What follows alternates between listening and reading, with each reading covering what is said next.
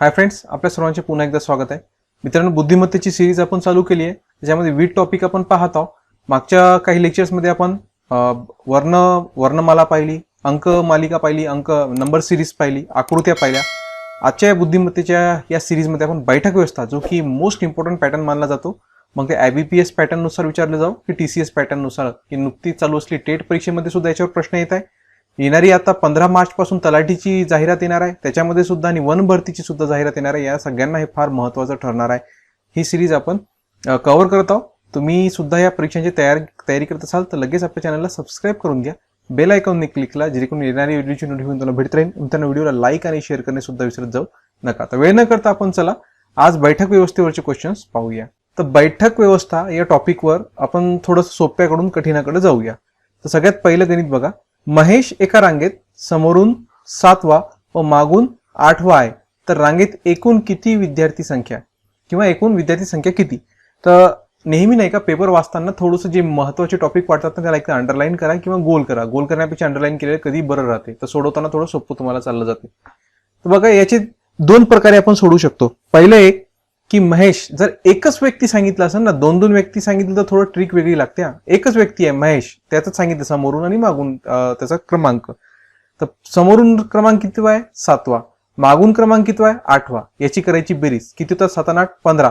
आणि समोरून सुद्धा तोच व्यक्ती आहे, मागून सुद्धा तोच एकच व्यक्ती आहे, म्हणून तो एक याच्यातून मायनस करायचा झालं. तर एकूण विद्यार्थी संख्या त्या रांगेत असणार 14. हा इतका सोपं असं हा गणित आहे, सहज तुम्ही काढू शकता.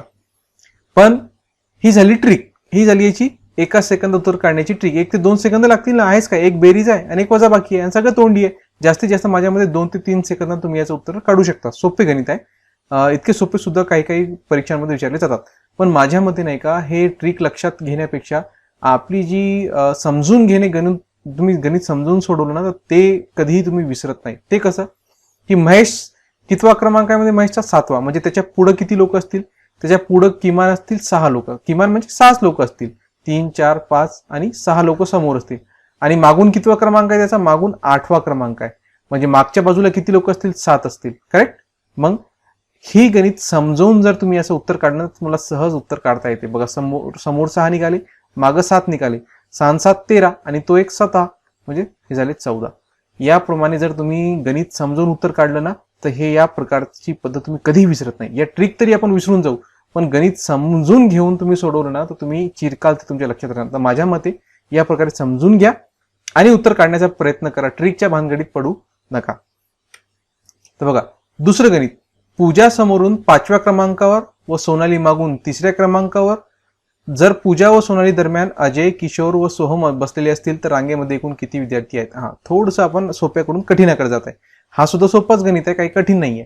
ट्रिकनुसार याचं उत्तर काय असणार? बघा, पूजा समोरून कितव्या क्रमांकावर आहे? पूजा ही 5व्या क्रमांकावर आहे. करेक्ट, 5व्या क्रमांकावर. सोनाली मागून कितव्या क्रमांकावर आहे?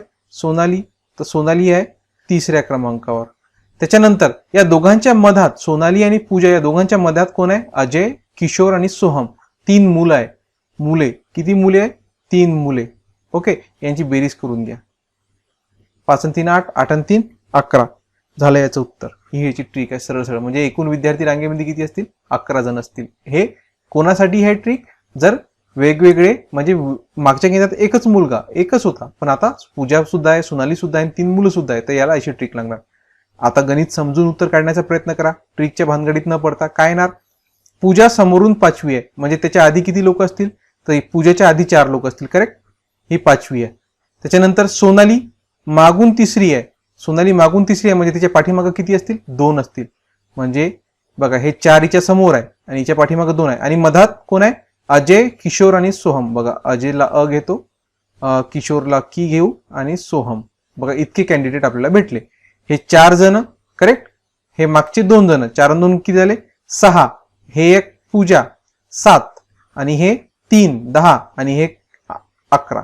या प्रकारे जर समजून उत्तर काढलं तर तुम्हाला उत्तर काढायची म्हणजे अतिशय कोणतीही ट्रिक लक्षात ठेवायची गरज पडणार नाही. हे पूजा होती इथं आणि इथं कोण होती? तर सोनाली होती. नंबर न लिहिता पण सोनाली नाव होती. पुन्हा एकदा मी थोडंसं इथं लिहिण्यामध्ये प्रॉब्लेम झाला, मी पुन्हा एकदा समजून सांगतो. बघा, तुम्हाला या प्रकारे समजून गणित सोडवण्याचा प्रयत्न करा मित्रांनो. ट्रिकच्या भानगडीत जाऊ नका. या प्रकारे बघा, पूजा आहे, त्याच्यानंतर सोनाली आहे, तर पूजा किती होती? पूजा सुरुवातीला 5व्या क्रमांकावर आहे, म्हणजे याच्या आधी किती लोक असतील? 4 लोक. आणि सोनाली शेवटून तिसरी होती, म्हणजे याच्या पाठीमागे 2 लोक असतील. आणि याच्या मधात कोण आहे? अजय, किशोर आणि सोहम, हे 3 जण. आता यांना मोजून घ्या. हे 4 जण, पूजा एक 5वी आणि हे 3, 5 आणि 3 8, सोनाली एक 9 आणि हे सोनालीच्या मागे 2 जण, एकूण झाले 11. या प्रकारे सुद्धा दोन्ही पद्धतीने याचं उत्तर काढता येते. प्रश्न क्रमांक 3 बघा. एका रांगेत अनिलचा शेवटून 8वा क्रमांक आहे, त्याच रांगेत सुनील सुरुवातीपासून 16वा आहे. अनिल सुनीलच्या अगोदर 3ऱ्या स्थानावर आहे, तर रांगेत एकूण किती मुले आहेत? बघा, हा प्रश्न आहे का सोपा पण अतिशय क्लिष्ट प्रकारचा आणि गोंधळून टाकणारा प्रश्न असतो. का गोंधळून टाकणारा असतो तुम्हाला सांगतो. इथं सुरुवातीला बघा काय सांगितलं, एका रांगेत अनिल शेवटून आहे 8वा क्रमांक आणि सुनील कसा आहे? सुरुवातीला आहे. हाच जो पॉइंट आहे ना, हा फार गोंधळून टाकणारा असतो. आपण अर्ध गणित वाचतो, तिथंच उत्तर सोडवण्याचा प्रयत्न करतो आणि आपला टाइम वेस्ट करून ठेवतो. एक तर आपलं उत्तरच निघणार नाही आणि जरी उत्तर निघालं तर इतका आपला टाइम वेस्ट होणार की पुढचे गणित किंवा पुढचे बुद्धिमत्तेचे टॉपिक किंवा गणित सोडवायला आपल्याला वेळच पुरणार नाही. तर असे गणित सोडवण्याची ट्रिक काय माहिती आहे का? तुम्हाला पूर्ण गणित वाचावं लागेल आणि जी शेवटची माहिती आहे ती सुरुवातीला माहीत करून तुम्ही गणित सोडवायचा प्रयत्न केला ना, तरच उत्तर निघतो. का बरं मी असं सांगत आहे तुम्हाला सांगतो. बघा, अनिल हा सुनीलच्या अगोदर 3ऱ्या स्थानावर आहे, ही सगळ्यात की पॉइंट आहे या गणितातला. याला लक्षात ठेवून सुरुवातीची मांडणी करावी लागते, नाही तर गणिताचं उत्तर निघणं फार वेळ खाऊ ठरू शकतो. अनिल काय आहे? अनिल अगोदर आहे आणि सुनील कसा आहे? सुनील नंतर आहे आणि अनिल सुनीलच्या अगोदर 3ऱ्या स्थानावर आहे. म्हणजे सुनील इथं असेल तर याच्या मधात किती लोक असतील? 2 लोक असतील. हा एक आणि हा एक, असे 2 लोकांच्या मधात आहे. आणि जो अनिल आहे हा शेवटून कितवा आहे? 8वा आहे. आणि हा सुनील हा सुरुवातीपासून कितवा आहे? हा सुरुवातीपासून आहे 16वा आहे. आता उत्तर सहज निघतो. बघा, रचना, गणित पूर्ण वाचलं, मांडणी केली, आता उत्तर सहज निघून जाईल. कसं निघून जाईल सांगू. बघा, सुनीलच्या आधी किती लोक म्हटलं होतं त्यांनी? सुनील 16वा आहे, म्हणजे याच्या अगोदर असतील 15 लोक. करेक्ट. म्हणजे हे हा नंबर येणार 15, हा 14, त्याच्यानंतर हा 13. आणि बघा, हा शेवटून कितवा होता? 8वा होता. म्हणजे याच्या पाठीमागं किती असतील? 7 जण असतील ना. शेवटून 8वा म्हटलं होतं ना, शेवटून 8वा आहे म्हणजे याच्या पाठीमागं कितवा आहे? किती लोक असतील? 7. आणि बघा, जेव्हा आपण क्रमांक लावला सुरुवातीपासून तर याच्यात किती आला? तर 13. आणि याच्या पाठीमागं किती आहे? 7. म्हणजे किती वेळ झालं? एकूण रांगेत असतील 20 लोक. इतकी सोपी याची ट्रिक लागते. हे सुरुवातीपासूनचे नंबर ओळखून घ्यायचे. सुनील सुरुवातीपासून 16वा होता, म्हणजे याच्या आधी 15वा, याच्या आधी 14वा आणि याच्या आधी 13वा. म्हणजे अनिलचा नंबर सुरुवातीपासून कितवा आला? अनिलचा नंबर सुरुवातीपासून आला 13वा. आणि त्याचा शेवटचा सुद्धा माहिती आहे आपल्याला. तो शेवटून कितवा आहे म्हटला होता? गणितात सांगितलं 8वा आहे. 8वा आहे म्हणजे त्याच्यानंतर किती असतील? 7. सुरुवातीपासून 13वा नंबर आणि त्याच्यात शेवटी त्याच्या पाठीमागं 7. 13 आणि 7 झाले 20. म्हणजे त्या रांगेत एकूण मुलं किती असतील? 20 असतील. बघा, आता उत्तर काढल्यानंतर तुम्हाला वाटत असेल की इतकं लवकर आणि कोणतीही मांडणी न करता सहज गणित वाचून उत्तर काढलं, पण कधी निघालं उत्तर? हा जो शेवटचा ओळ होती ना, याच्यावर याचं उत्तर डिपेंड होतं. तर थोडंसं काळजीपूर्वक या गणितांमध्ये तुम्हाला राहावं लागेल. याच्यामुळेच बऱ्याच मुलांना टेटच्या परीक्षेमध्ये अडचणी सुद्धा येत आहे. आता बघा, वर्तुळाकार रचना, सिटिंग अरेंजमेंटची काय म्हणते? 6 मुले एकमेकांकडे तोंड करून वर्तुळाकार बसलेले आहेत. राम सूरजच्या उजव्या बाजूला बसला, परंतु करणच्या एकदम डाव्या बाजूला नाही. विजय हा श्याम व करण दरम्यान बसला. विकास करणच्या डाव्या बाजूला बसला, तर सूरज समोर कोण बसलाय? बघा, हा वाचण्यातच इतकं आपल्याला आपण कन्फ्यूज होऊन जातो ना. तर असे गणित वाचायचे, लगेच रचना करायची. काय म्हटलं? वर्तुळाकार. मग एक वर्तुळ काढून घ्यायचा. ओके. त्याच्यानंतर 6 मुले आहे. किती मुले आहे? 6 मुले आहे. 6 मुले म्हटल्याबरोबर बघा, मी तुम्हाला सांगतो, अशा 6 मुले म्हटल्यानंतर 3 रेषा काढून घ्यायच्या. 1, 2 आणि हे 3. हे वर्तुळाकार टेबल आणि 3 रेषा काढून टाकायच्या. का? कारण रेषेला 2 टोक असतात ना, तर 2-2 टोक, हे टोक म्हणजे एका रेषेवर 2 मुलं, 2 टोकाला 2-2 मुलं बसतील, म्हणजे 3 रेषेवर 6 मुलं बसतील. अशी आता अशी मांडणी करून आता गणित वाचत वाचत इथं लिहित जायचं, तर उत्तर तुमचं सहज निघतं. बघा कसं. आणि सगळ्यांचं तोंड कोणीकडे आहे? वर्तुळाकार बसले आहे एकमेकाकडे तोंड करून, म्हणजे टेबलाच्या बाजूला सगळ्यांचं तोंड असेल, कारण एकमेकाकडे तोंड आहे ना, म्हणजे टेबलाच्या केंद्राकडे तोंड असेल, म्हणजे एकमेकाला पाहू शकतील ते. राम सूरजच्या उजव्या बाजूला बसलाय. आता राम सुरुवातीला तुम्ही कुठेही घेतलं तर चालते, काही फरक पडणार नाही. तर राम घेतलं. राम कुठे आहे म्हटलं? सूरजच्या उजव्या बाजूला. आता मी तुम्हाला पहिलेच म्हटलं, सगळ्यांचं तोंड कुणीकडे आहे? केंद्राकडे असेल, कारण एकमेकाकडे पाहत आहे. तर जर केंद्राकडे असेल तर काय म्हटलं? राम हा सूरजच्या उजव्या बाजूला आहे. मग सूरज कुठे येणार? राम उजव्या बाजूला असला पाहिजे सूरजच्या, मग सूरज इथे येणार. कारण सूरजचं तोंड जेव्हा केंद्राकडे आहे तर राम उजव्या बाजूला आलं पाहिजे, म्हणजे केंद्राकडे तोंड असताना उजवी बाजू इकडची येणार आहे ना, म्हणजे इथं राम उजव्या बाजूला आलं. त्याच्यानंतर राम हा सूरजच्या उजव्या बाजूला बसलाय, परंतु करणच्या एकदम डाव्या बाजूला नाही. एकदम डाव्या बाजूला नाही म्हणजे तो लगेच रामला बाजूला बसून नाहीये, डाव्या बाजूला एकदम बसून आहे, डाव्या बाजूला आहे पण एकदम डाव्या बाजूला आहे नाहीये. म्हणजे रामच्या इथलची जी इथं आहे, इथं कोण येणार नाही, हा करण इथं येणार नाही. मग करण कुठं, करण इथं येणार, एकदम नाही, मग थोडं दूर असेल तर इथं येईल करण. मग बघा करणच्या डाव्या बाजूला राम येत आहे आणि एकदम बाजूला पण नाहीये, बघा एक मधात सोडून दिलेला आहे. नंतर पुढचं गणित वाचा. विजय हा श्याम व करण दरम्यान बसलाय. ओके, विजय कुठे बसला, श्याम व करणच्या दरम्यान, म्हणजे मधात. करण इथं आहे, करण इथं आहे, मग श्याम कुठे येणार, श्याम इथं यायला पाहिजे, कारण दोघांच्या मधात कोण बसला म्हटलं, विजय बसला, म्हणजे दोघांच्या मधात येऊन जाईल विजय. ही बघा ही रचना.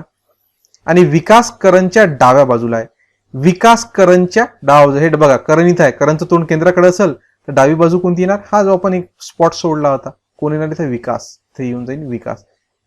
त्याच्यानंतर तर सूरज समोर कोण बसला, बघा सगळे 6च्या 6 मुलं बसले, त्यांच्या सिटिंग पोझिशन सुद्धा बसले माहीत झाल्या. आता सहज काय उत्तरच काढायचं आहे. सूरजच्या समोर कोण आहे, सूरजच्या समोर कोण आहे, करण आहे. बघा हे रेषेचा फायदा भेटला ना, करण आहे. उत्तर काय येणार ना, करण. Option number 1. या प्रकारे तुम्हाला या सेटिंग अरेंजमेंटचं उत्तर काढावं लागेल. त्याच्यानंतरचं गणित बघू अजून एक प्रॅक्टिससाठी. 6 विद्यार्थी वर्तुळाकार टेबलाभोवती एकमेकाकडे तोंड करून आहेत. ओके, काढून घ्या टेबल. हा टेबल 6 विद्यार्थी म्हणजे रेषा किती काढायच्या, 3 काढायच्या, 1 2 आणि ही 3. बघा आता सीताच्या डाव्या बाजूला गीता. ओके, सीता आता तोंड कोणाकडे आहे, केंद्राकडे आहे. तर याचे कारण केंद्राकडे तोंड कोणाकडे आहे हे माहित असणं फार आवश्यक आहे, तेव्हाच आपण उजवी आणि डावी बाजू बरोबर लिहू शकतो. सीताच्या डाव्या बाजूला, मग सीताचं तोंड जेव्हा केंद्राकडे असेल तर इकडची बाजू उजवी असते आणि इकडची डावी असते, मग डाव्या बाजूला गीता आहे, सीताच्या डाव्या बाजूला गीता येईल. ओके, आली डाव्या बाजूला गीता.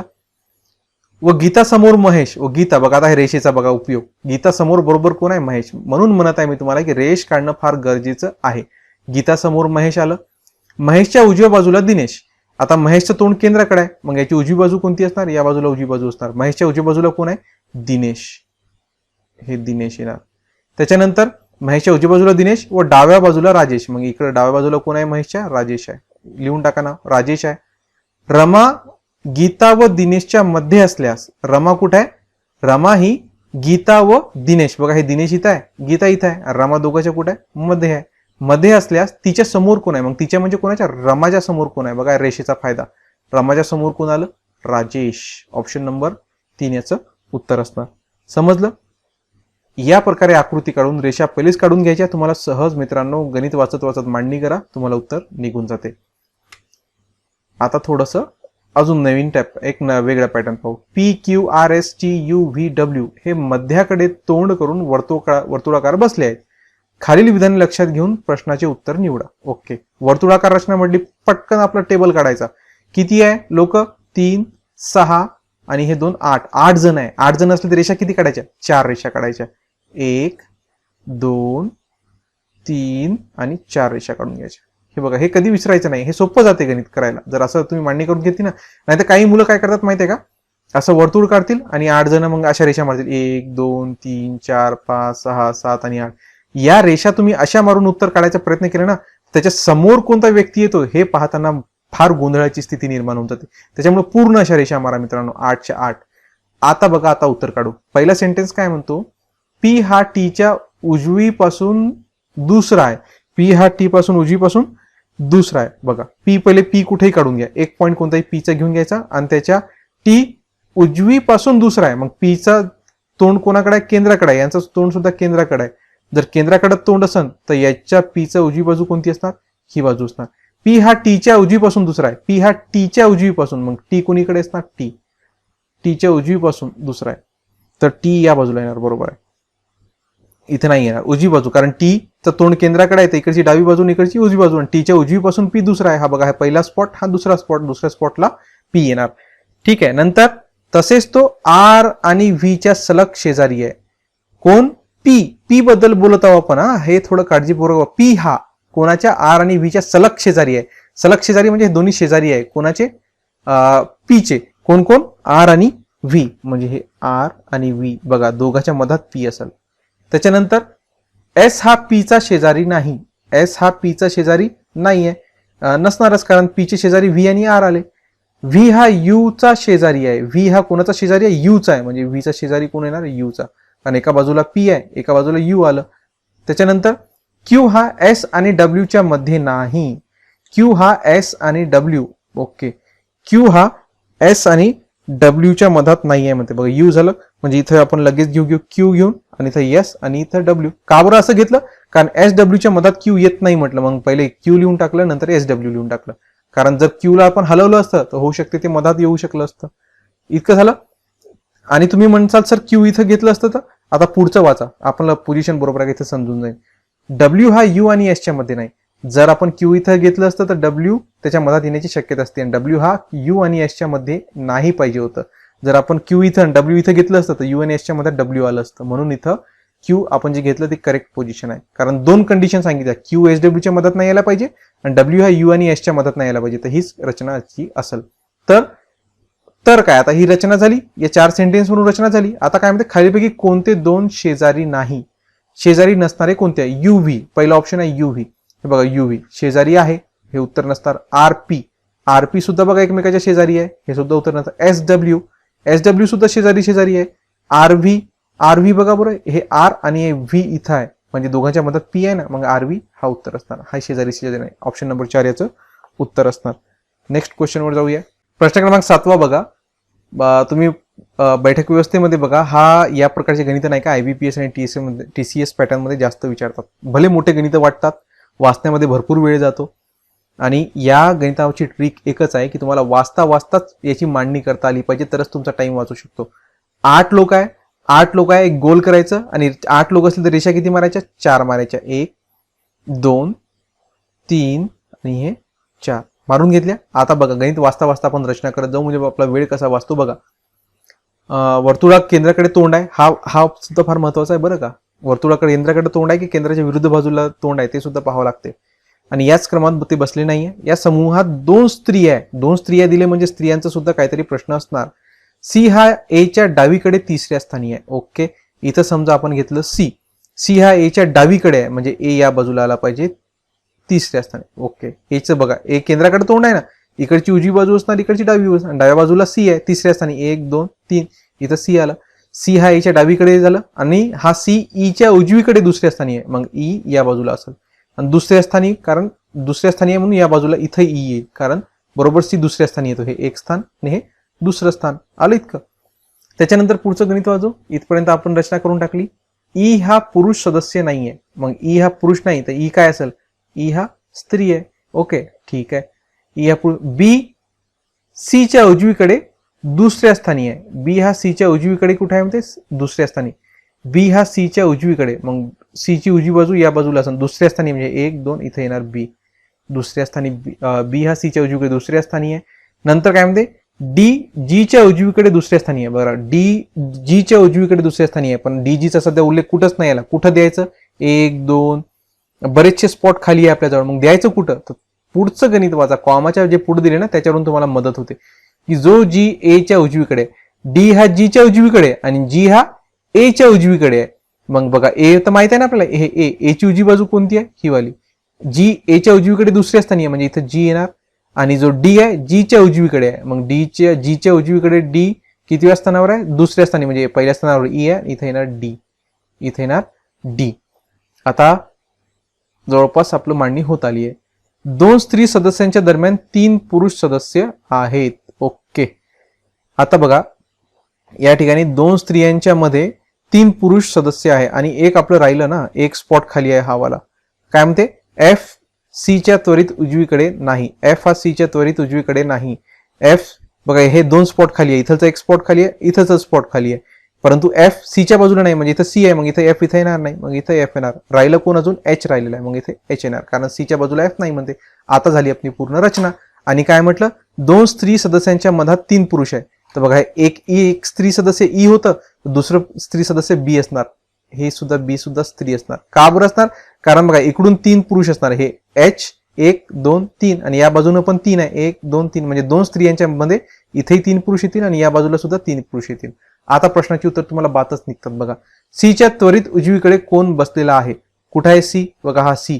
सी ची उजवी बाजू कोणती आहे? हे एच आहे. सीच्या उजव्या बाजूला एच. ऑप्शन नंबर 2 याचं उत्तर असणार एच असणार. दुसरा काय म्हणतो, खालीपैकी कोणत्या जोडीतील सदस्य हे एच चे त्वरित शेजारी नाही? म्हणजे एचच्या आजूबाजूला कोणत्या जोडीतील नाही? एचच्या आजूबाजूला बीसी आहे बरं का, बीसी आहे हे, आणि हे काय म्हणते शेजारी आहे बीसीच आहे. एचच्या त्वरित शेजारी कोण आहे? बीसी. उत्तर इथंच निघालं, एचच्या शेजारी कोण असणार? बी. खाली कोणत्या जोडी सदस्य एचचे त्वरित शेजारी आहे? उत्तर नंबर 1 असणार याचं. त्याच्यानंतर प्रश्न क्रमांक 3, खालीलपैकी स्त्री सदस्य दर्शवणारा पर्याय कोण कोण निघालं होतं? बी आणि ई स्त्री निघालं होतं. बी आणि ई कुठे आहे? Option number 4. आणि एच्या समोरासमोर विरुद्ध बाजूला ए कुठे आहे आपला? हा ए इथं आहे. एच्या समोर कोण आहे? डी. बघा हा रेषेचा फायदा डी. ऑप्शन नंबर 3 याचं उत्तर असणार. बघा गणित वाचता वाचता रचना केली आणि उत्तर सहज निघालं आपलं. ओके, नेक्स्ट प्रॉब्लेम पाहूया. प्रश्न क्रमांक 8 बघा. एका मैदानावर मुलांच्या जेवढ्या रांगा आहेत तेवढेच मुले प्रत्येक रांगेत आहेत. रमेश मधल्या रांगेच्या मध्यभागी उभा आहे. त्याच्यासमोर 5 मुले असतील तर मैदानावर एकूण विद्यार्थी संख्या किती? बघा आता हा सुद्धा एक नवीन पॅटर्न आहे जो बैठक व्यवस्थेवर एक्झाम मध्ये याच्यावर सुद्धा प्रश्न येत आहेत. सोपा आहे बघा, समजावून सांगतो तुम्हाला की काय म्हटलं आहे की एका मैदानावर जेवढ्या रांगा तेवढेच मुलं, आणि रमेश नावाचा मुलगा, हा रमेश आहे समजा, रमेश नावाचा मुलगा हा रांगेच्या मध्यभागी उभा आहे. आणि काय म्हटलं, त्याच्या समोर 5 मुलं आहे आणि मागं सुद्धा किती असतील? 5, कारण रमेश हा मध्यभागी आहे. म्हणजे समोर 5 मागं 5, 5 + 5 हे समोर मागचे मुलं, आणि रमेश स्वतः 1. 5 आणि 5 10, 10 आणि 1 11. म्हणजे एका रांगेत किती मुलं झाले? 11.